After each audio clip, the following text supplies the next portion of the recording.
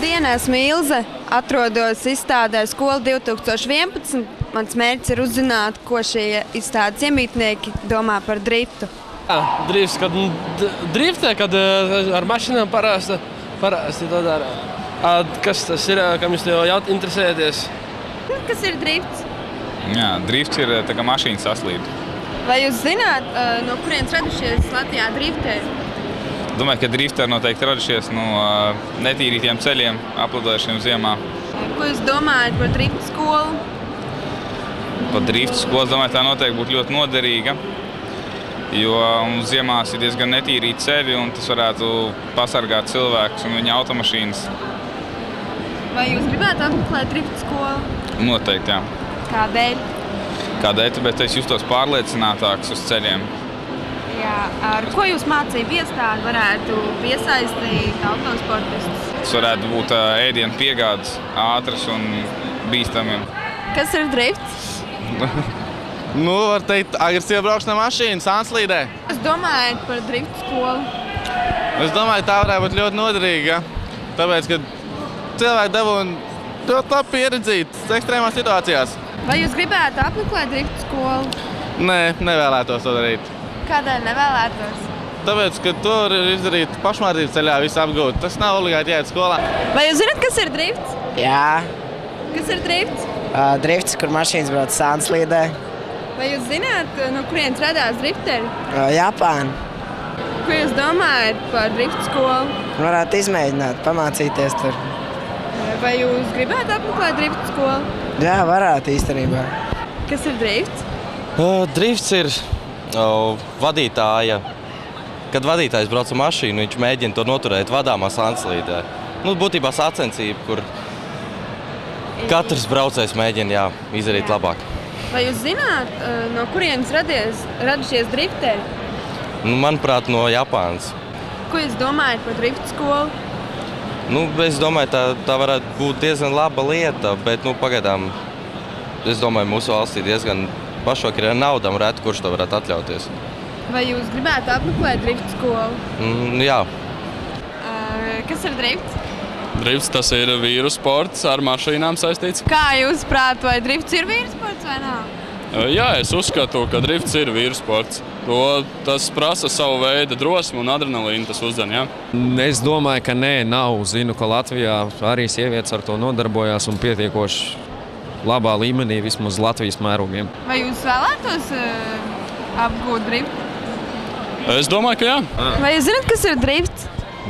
Zinu, jā, sporta veids, autosporta veids, mašīnu braukšanas sānslīdē un punkti, es zinu, tur tiek rēķināti, bet skaitīti, un tad tā nosaka uzvarētāju faktiski. Ko jūs domājat par driftu skolu?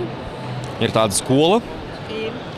Ļoti forši, ja var pamācīties, ja to uztver kā sporta veidu, nevis par koplietošanas ceļiem ar to nodarbojās. Kā sporta veids, protams, ideāli. Vai jūs gribētu apmeklēt driftu skolu?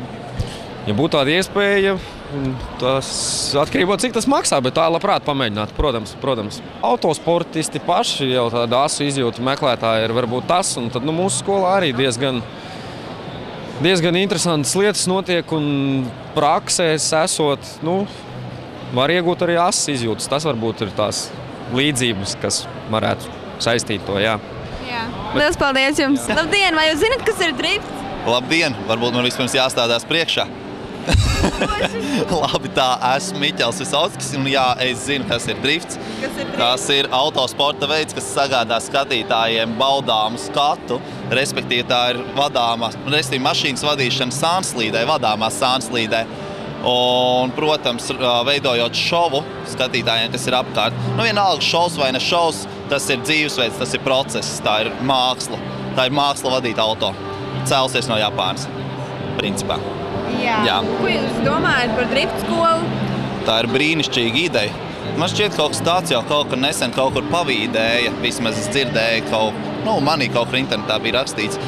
Jā, drifts skola tā ir visnotaļ laba ideja, jo principā drifts kā tāds ir ļoti laba mācība vidējiem aritmētiskiem autobraucējiem, teiksim, apgūstot zināšanas, kā vadīt mašīnu, kad tā slīd sāniski un visādos virzienos. ļoti labi var apgūt arī iemaņas vadīt mašīnu. Ja, teiksim, uz ceļa notiek ekstremāla situācija, mazāk iespēja, ka jūs apjuksiet un izveidosies avārijas situācija. Lielāka iespēja, ka jūs saglābsiet situāciju. Tāpēc tas nāk par labu. Jā. Tas īstenībā varētu būt visai noderīgi paralēli drošas braukšanas skolai. Jā. Vai jūs gribētu apmeklēt drifta skolu? Jā, protams, kāpēc ne? Protams, man jau ir zināmas iemaņas, bet es ļoti labprāt tās papildinātu, mācoties no pieredzējušiem profesionāļiem, kas, protams, vienmēr pozitīvi atsauc uz rezultātu un attiecīgi ar lielāko prieku nostartētu. Ja ne šo sezonu, tad nākamā sezonu viennozīmīgi. Jā. Ar ko jūs mācību iestāde varētu piesaistīt autosportistus?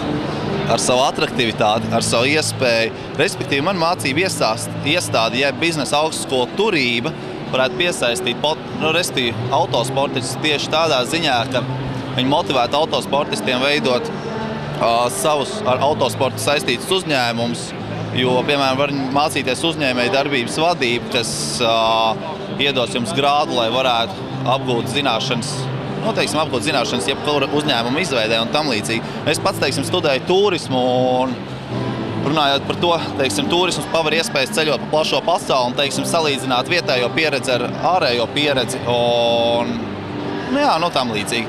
Katrā ziņā motivācija ir, kas vēl varētu motivēt. Ja reiz cilvēkam patīk drifts, tad es pieņemu, ka viņam varētu patikt arī citi aktīvās atpūtas veidi. Piemēram, kā tas ir man drifts patīk jau kopš sen atpakaļ.